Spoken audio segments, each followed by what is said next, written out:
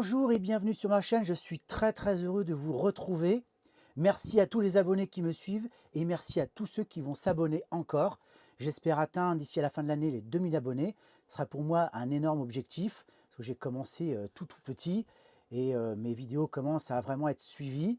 Alors n'hésitez pas à partager, c'est très important pour que ma chaîne puisse être visible sur YouTube et sur d'autres réseaux. Aujourd'hui, je vais vous parler des pneus en camping-car. Parce que là, c'est un vaste sujet. Il y a beaucoup de choses à redire sur cette thématique. Les pneus de votre camping-car méritent toute votre attention. Il en va de la tenue de route de votre camping-car et donc de votre sécurité. Lesquels choisir, comment optimiser leur durée de vie et garantir votre sécurité. Donc tout ce que vous devez savoir sur les pneumatiques. Les pneumatiques, seul point de contact entre la route et le véhicule, assure plusieurs fonctions. La motricité, le maintien d'une trajectoire, la tenue de route, le freinage. Il est donc important d'en prendre soin pour en garantir la longévité et les performances. Mais ne nous y trompons pas, trouver des pneus pas chers et de bonne qualité, c'est possible. Faut-il choisir un jeu de pneus spécial camping-car? C'est souvent une question qui est posée. Pour répondre aux besoins particuliers des camping-cars, les manufacturiers ont développé des pneumatiques spécifiques conçus pour eux. Pourtant, aussi étonnant que cela puisse paraître, tous les camping-cars neufs n'en sont pas équipés. À cela, une raison simple. Les porteurs produits par Fiat ou Ford, par exemple, sont généralement équipés pour un usage utilitaire et à défaut d'une commande explicite de la part du constructeur de camping-car, travaillant sur cette base, le porteur recevra des pneumatiques affichant le marquage C pour camionnette et non des pneumatiques CP pour camping-car. Tout dépend de la politique du constructeur et de ses volumes de production. Les pneus de camping-car sont-ils vraiment utiles? Certes, le montage de pneumatiques CP n'est pas obligatoire sur un camping-car et ceux pour camionnette C sont déjà renforcés, notamment au niveau de leurs flancs. Cependant, les pneus pour camping-car sont capables de supporter des pressions plus élevées, de l'ordre de 5,5 bars. À cette fin, ils reçoivent généralement une valve métallique vissée, plus résistante que la traditionnelle valve en caoutchouc. Tout cela ne semble pas inutile au regard du poids élevé d'un camping-car pouvant atteindre 3,5 tonnes, alors que les camionnettes utilitaires subissent des contraintes bien moindres et roulent souvent à vide. Quant aux véhicules de loisirs qui excèdent ce poids, ils reçoivent des pneumatiques qui relèvent de la catégorie poids lourd. Cela dit, il peut arriver que les camping-cars anciens exigent des dimensions indisponibles avec le marquage CP. Dans ce cas, on se tourne vers un pneu de type camionnette en respectant, comme l'exige la réglementation, l'indice de charge et de vitesse. Alors, quel pneu camping-car choisir? Même s'il s'agit d'un marché de niche, pour les grands manufacturiers, ils considèrent le pneumatique pour camping-car comme un produit à forte valeur ajoutée et développent leur offre progressivement. Michelin avec Agilis Camping et l'Agilis Alpin. Continental avec le Vanco Camper et le Vent Contact Camper. Pirelli propose également un pneu destiné aux véhicules de loisirs, le Carrier. Il existe aussi les pneus All Season et Mud and Snow, M+S. Les pneus All Season ou toute saison constituent une offre pouvant séduire les camping-caristes qui ne se contentent pas de rouler en été. Mais attention, le marquage M+S pour Mud and Snow, c'est-à-dire boue et neige, n'est que déclaratif et n'est garanti par aucun organisme certifié. D'ailleurs, d'un pneu M+S à l'autre, les performances d'adhérence sur terrain délicat peuvent varier sensiblement. On doit retenir que ces pneus jouant la carte de la polyvalence sont sans doute un bon compromis pour rouler occasionnellement dans des conditions difficiles. Pneus neige et camping-car. Les véritables pneus neige appartiennent à une toute autre catégorie. On les reconnaît à leur marquage 3PMSF, 3 Peaks Mountain Slow Flake, représentant un flocon de neige entouré de 3 pics montagneux. Ce marquage constitue en revanche une véritable garantie d'efficacité sur la neige, sans oublier qu'il est obligatoire pour circuler dans certains pays européens et depuis peu dans les régions françaises. Car effectivement, maintenant, dans certaines régions françaises, vous devez être équipé ou au moins avoir un équipement pour rouler sur la neige, soit des pneus, soit des chaînes, ou soit des chaussettes. En tout cas, vous devez les avoir dans votre véhicule sur la période indiquée. Enfin, on peut se demander pourquoi certains camping-cars privilégient des pneumatiques 15 pouces alors que d'autres optent pour des 16 pouces. Encore une fois, cela dépend de ce qui est proposé par le fabricant du porteur et des choix du constructeur. Par exemple, chez Fiat, qui soit équipé du moteur 2,3 litres 120, 140, 160 ou 180 chevaux, les porteurs peuvent recevoir au choix des pneus 15 ou 16 pouces. Ensuite, le constructeur peut choisir la taille des pneus en fonction de l'équipement de son véhicule, de son comportement, mais il peut aussi laisser le choix à son client sous la forme d'une option, sachant que l'on peut préférer du 16 pouces pour des raisons purement esthétiques. À titre d'exemple, chez Trigano, marque chaussons Challenger par exemple, les jantes alu ne sont disponibles qu'en 16 pouces alors que Fiat les propose aussi en 15 pouces. Pour cette dimension, Trigano a fait le choix d'imposer des jantes en acier, sauf pour les vannes. Maintenant, on va parler un peu des pneus et de la tenue de route. On considère comme normal que les pneus s'usent au contact de la route pendant les déplacements. Toutefois, d'autres causes peuvent contribuer à une usure précoce, à commencer par la configuration de la cellule. Cette dernière aura d'autant plus d'importance si elle est dotée d'un porte-à-faux important avec soute garage. Le simple fait de surcharger l'arrière va avoir tendance à délester le train avant et modifier ainsi sa géométrie. De fait, la surface de contact entre les pneus et la route diminue d'une usure anormale. Alors, conseil pour éviter la surcharge. En outre, il faut rester vigilant sur le fameux PTAC, car rouler systématiquement à sa limite aura une incidence néfaste sur la longévité de vos pneus. Par ailleurs, il est impératif de respecter la répartition des masses par essieu et de veiller à la bonne disposition de la charge à l'intérieur sans déséquilibrer un côté par rapport à l'autre. Concernant le montage et la protection. Côté montage, les pneus doivent être équilibrés lorsqu'ils sont montés sur les roues pour la première fois ou lorsqu'ils sont remontés après réparation. Vos pneus souffrent à chaque tour de roue et même à l'arrêt car ils apprécient peu d'être exposés en permanence à l'action des UV. Pensez parfois, notamment quand il fait très chaud, il y a du soleil, à les protéger. Maintenant, je vais évoquer aussi cette question du gonflage des pneus. Continuez Jackson, vous m'intéressez. Sous l'effet conjugué de la chaleur et de l'augmentation de pression qui en découle, lorsque le pneu atteint sa température de fonctionnement, les molécules d'oxygène ont suffisamment d'énergie pour pénétrer les porosités de la paroi du pneu pour s'y mélanger avec le caoutchouc, ou une fois celui-ci saturé. Elles passeront à travers cette paroi pour s'échapper. Alors, je vais parler un petit peu rapidement des pneus gonflés à l'azote. Pour éviter justement les effets négatifs de l'oxygène, on remplace l'air par de l'azote qui est un gaz inerte et qui a une tenue en pression bien meilleure que l'air. De plus, le gonflage à l'azote réduit les risques d'éclatement liés au sous-gonflage et à l'échauffement qu'il génère. Il optimise l'efficacité des pneus lors des freinages, des accélérations et en parcours sinueux, car la pression reste stable. Les pneus gonflés à l'azote ont comme signe distinctif un bouchon de valve de couleur verte. Les vérifications et les éventuels compléments doivent s'effectuer dans des stations équipées en azote. Il reste toutefois possible de compléter la pression avec de l'air. Alors, la pression, c'est une affaire sérieuse.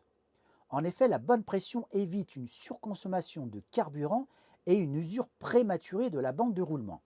Une usure des pneus est considérée comme normale lorsqu'elle est régulière et constatée sur le long terme, grâce aux indicateurs d'usure moulés sur la bande de roulement.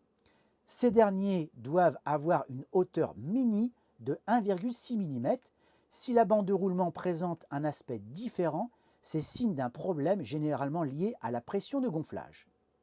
Un pneu sous-gonflé provoquera une usure accentuée sur les bords de la bande de roulement. A l'inverse, un pneu surgonflé présentera une usure excessive au centre. Alors, à quelle pression faut-il gonfler les pneus de camping-car? La pression se vérifie à froid, c'est-à-dire après avoir roulé moins de 3 km à vitesse réduite ou si le véhicule est arrêté depuis plus de 2 heures. Si le contrôle s'effectue à chaud, ajoutez 0,3 bar à la pression recommandée. Attention, la pression de gonflage inscrite sur le flanc du pneu est la pression maximale de roulement. Ce n'est pas nécessairement la pression de gonflage appropriée pour votre véhicule. Si l'usure est l'axe majeur du travail de recherche des manufacturiers, Ces derniers sont également confrontés à la problématique sécuritaire et au confort. Le confort routier est aujourd'hui important, c'est un point sur lequel le camping-cariste est exigeant. Il veut, en descendant de voiture, retrouver les mêmes sensations au volant de son camping-car grâce aux pneumatiques. Ce confort de roulage est dû en grande partie au dessin de la bande de roulement. Les pavés de gomme, les lamelles intermédiaires et autres rainures de drainage pour évacuer la pluie ne sont pas là par hasard. Ils ont une lourde responsabilité sur quelques centimètres carrés. Ils doivent assurer en toutes circonstances le contact avec la route et maintenir le véhicule sur sa trajectoire, tout en assurant la sécurité du conducteur et du véhicule. Cet aspect particulier du pneu est pris en compte dans son développement et permet d'aboutir à un produit performant dans les phases de freinage, même partiellement usées. Plus récemment, les équipementiers ont intégré dans leur cahier des charges la diminution de la consommation de carburant, en réduisant la résistance au roulement grâce à l'émergence d'une nouvelle génération de gommes. Ces économies de carburant participent également à la réduction des émissions de gaz à effet de serre. Sur le registre de la sécurité du porteur, les pneumatiques ont un rôle important. Aussi, leur choix ne doit pas se faire au hasard. En effet, les pneus portent le véhicule et doivent résister au transfert de charge, considérable à l'accélération, au freinage et en virage. La résistance dans tous ces efforts tient dans la structure de leurs enveloppes, dans les composants de leur gomme et dans leur bonne pression de gonflage. Alors, savoir lire un pneu, c'est pas très compliqué, mais il faut quand même avoir des éléments de base, et là je vais vous donner quelques indications. Les différents marquages présents sur le flanc du pneu vous en apprendront beaucoup sur ses caractéristiques à condition de savoir les déchiffrer. Et vous verrez, c'est assez simple. Prenons l'exemple de ce pneumatique Continental Vente Contact Camper. La séquence 215-70R15CP, inscrite en gros caractères, est très visible. Le premier chiffre, 1, 215, indique la largeur du pneu en millimètres. Le deuxième, 70, indique le rapport entre la hauteur et la section du pneu. Ensuite, la lettre R nous confirme qu'il s'agit d'un pneu à carcasse radiale. Puis, on retrouve le diamètre de la jante exprimé en pouces, 15, et le marquage 4 CP parce qu'il s'agit d'un pneu pour camping-car. Mais d'autres indications plus discrètes sont aussi importantes. L'indice de charge 5, 109 et l'indice de vitesse 6, R, correspondent respectivement à une charge maximale par pneu de 1 tonne 250.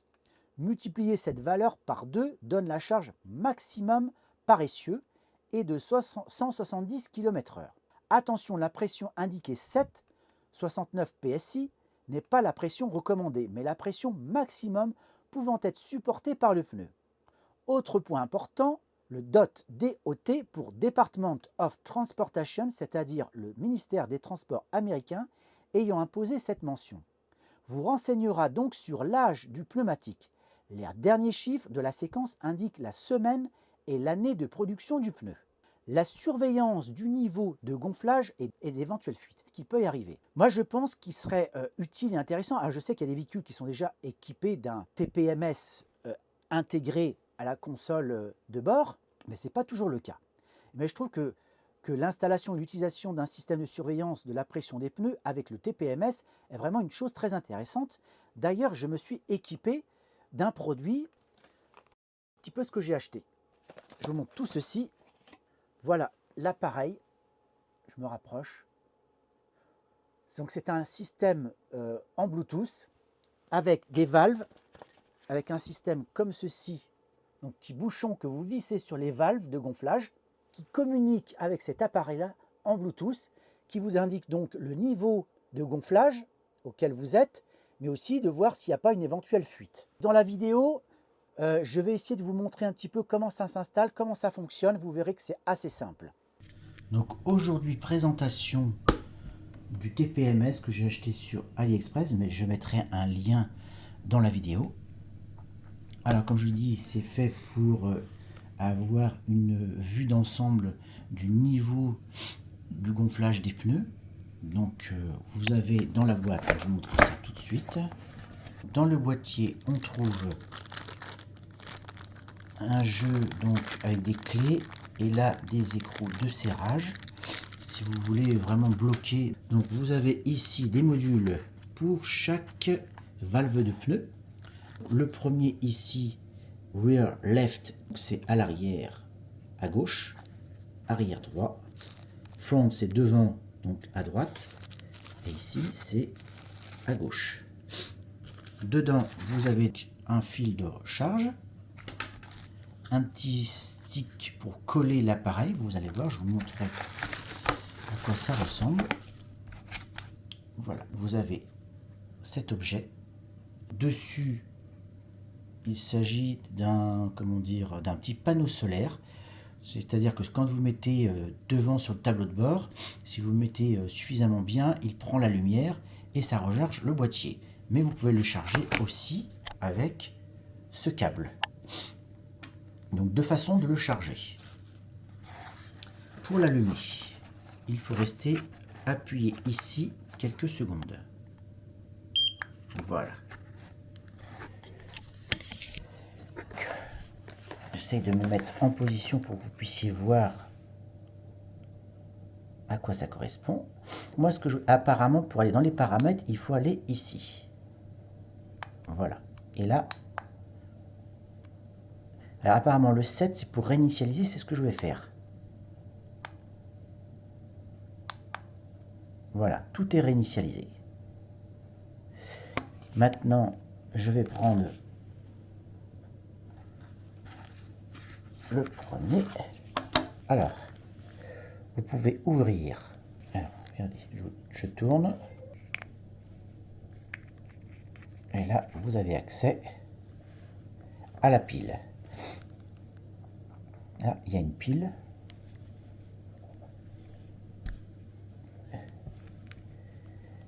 Vous pouvez la pousser tout délicatement. Voilà. Les piles, ce sont des CR 1632. Donc, c'est des 3 volts. Je vous montre ça à l'image. Je ne sais pas si vous voyez bien. Alors, petite chose qu'il faut avoir bien en tête, une fois qu'on a allumé tout ça. Donc là, ici, le bouton du milieu. Ici. Là, vous restez appuyé quelques secondes et vous entrez dans les menus.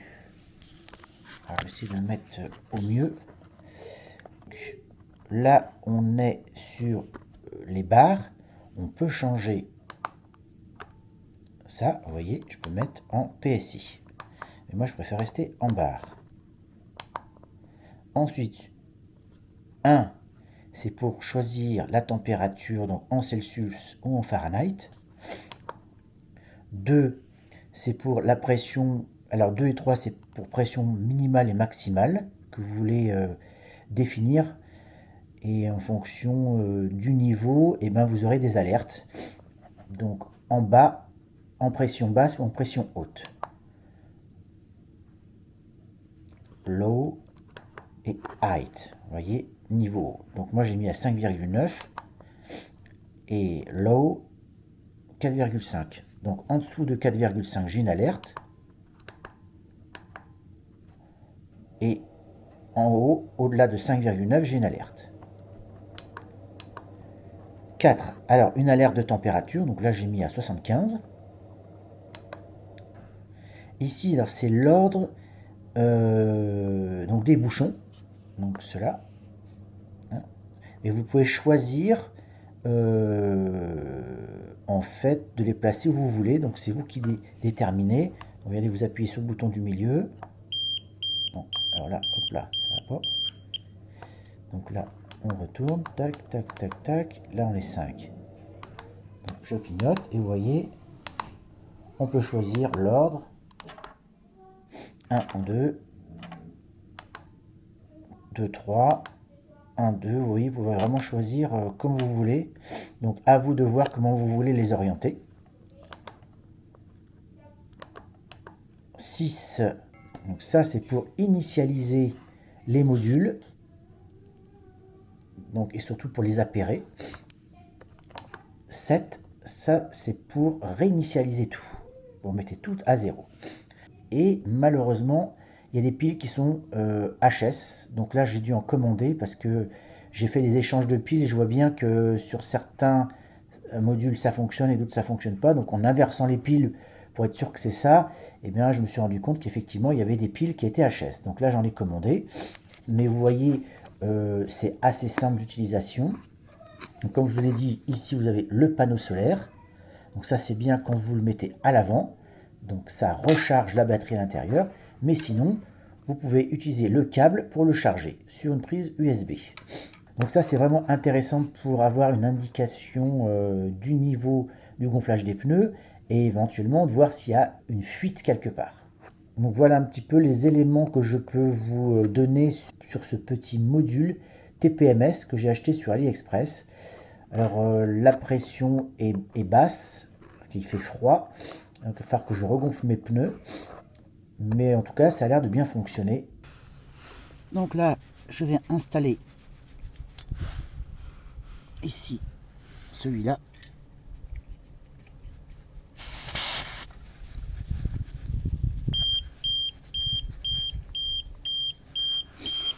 Voilà, là vous voyez, il a déjà détecté.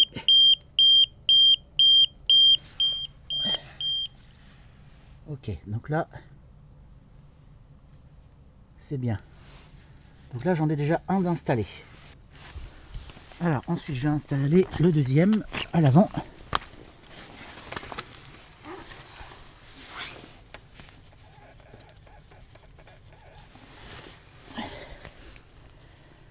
À la front right. Donc j'installe le deuxième. Allez, attention. Ça bip. Donc là, il a reconnu le deuxième. 4,3. Voilà. Alors, avant d'installer un nouveau module, je vais quand même vérifier, vous voyez, j'ai ce petit appareil autonome de gonflage qui me permet d'avoir mon niveau de gonflage de la roue. C'est assez simple d'utilisation aussi cet appareil qui est très très bien. C'est un appareil qui se recharge sur une prise 220. Et ensuite, pour vérifier tout ça, voilà. Donc là, tout ce que j'ai à faire, je l'allume. Et voilà ce qu'il me donne en termes de niveau de gonflage. Donc a priori, je serai à 4,95 bars. C'est pareil, cet appareil-là, il n'a pas une mesure très très exacte, hein, mais ça donne une bonne indication. Et surtout, ça permet, quand vous avez des doutes sur votre gonflage, eh ben, de tester et puis de regonfler un petit peu. Alors vous ne pourrez pas gonfler 4 pneus de camping-car avec ça, c'est pas la peine. Vous pourrez tout juste faire un petit appoint, c'est tout. En tout cas, c'est bien utile, j'utilise très souvent. Donc là, je mets le module.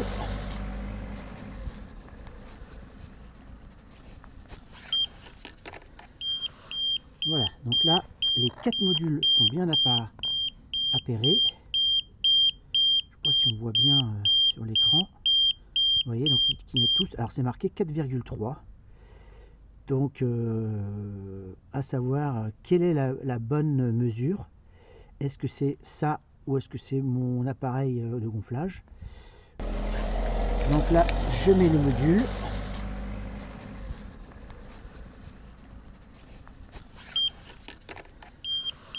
Voilà, donc là, les 4 modules sont bien appairés. Je ne sais pas si on voit bien sur l'écran. Vous voyez, donc ils clignotent tous. Alors c'est marqué 4,3. Donc, à savoir, quelle est la bonne mesure? Est-ce que c'est ça ou est-ce que c'est mon appareil de gonflage? Je pencherai plutôt pour mon appareil de Je pencherai davantage pour mon appareil de gonflage, qui je pense est un peu plus proche de la réalité. Il faudrait que je vérifie ça dans une station de gonflage pour être sûr. En tout cas, ça me donne une indication des niveaux. Donc, s'il y a une fuite, eh ben, je le verrai. Il faudra que je repasse un petit coup de gonfleur pour être sûr. D'ailleurs, je vais le faire, tiens. Allez, on va voir ça. Donc là, je vais enlever ça. Voilà. Donc là, il va se mettre à biper, c'est normal.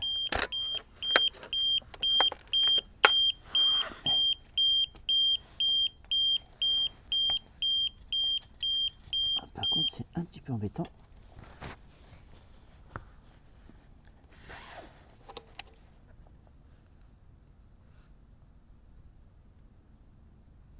Il n'est pas bien mis. Attendez ça, je pense qu'il va falloir que j'enlève ça pour être sûr de bien le gonfler. Alors ça c'est un petit peu galère, vous voyez, parce que là si je veux gonfler, eh ben, il va falloir que j'enlève tout ça. Ça c'est le petit, vous voyez, tout de suite c'est beaucoup mieux. Donc vous voyez, je suis à 4,95, je vous montre ça. Donc là je vais déclencher.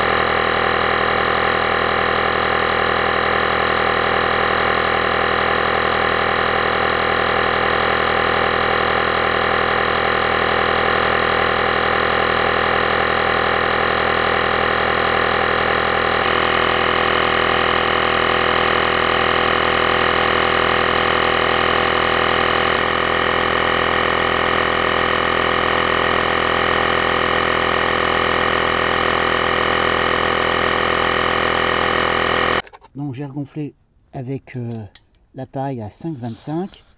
Donc là, on va voir ce que ça va donner.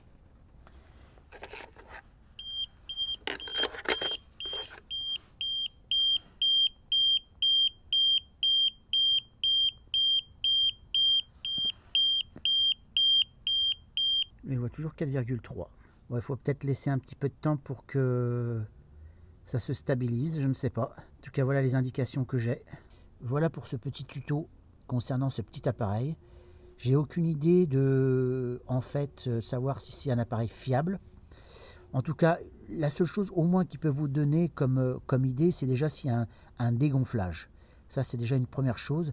Si vous voyez que vos niveaux diminuent, là, il faut se poser des questions. C'est déjà une indication. Voilà, j'ai évoqué avec vous cette question des pneus, qui est une thématique très importante quand on est en camping-car. La sécurité, le confort, c'est vraiment essentiel. Et pour ce faire, j'ai voulu aussi vous parler de ce petit système que j'ai voulu vous montrer en vidéo et que j'ai installé pour vérifier la qualité du gonflage des pneus. Parce que ça aussi, c'est très important, d'être sûr d'être bien gonflé, d'avoir le bon gonflage par pneu. Et pour éviter un sous-gonflage ou un surgonflage qui pourrait occasionner de gros dégâts. Parce que moi, il m'est arrivé il y a quelques années de ça, un éclatement de pneu à l'arrière. Heureusement, j'ai eu très peu de dégâts, juste le pneu qui a éclaté, rien d'autre. Coup de chance. Pourtant, le pneu semblait en très bon état. Je pensais avoir bien fait le gonflage, mais peut-être qu'il devait avoir une petite fuite que je n'ai pas vue. Je ne sais pas ce qui s'est passé, ou j'ai roulé sur quelque chose. En tout cas, c'est vraiment un élément important, le pneumatique, donc il ne faut pas le négliger. Donc voilà, cette vidéo est terminée. J'espère qu'elle vous aura été utile. N'hésitez pas à faire des commentaires, partagez et abonnez-vous. Je vous dis à très bientôt pour une nouvelle vidéo.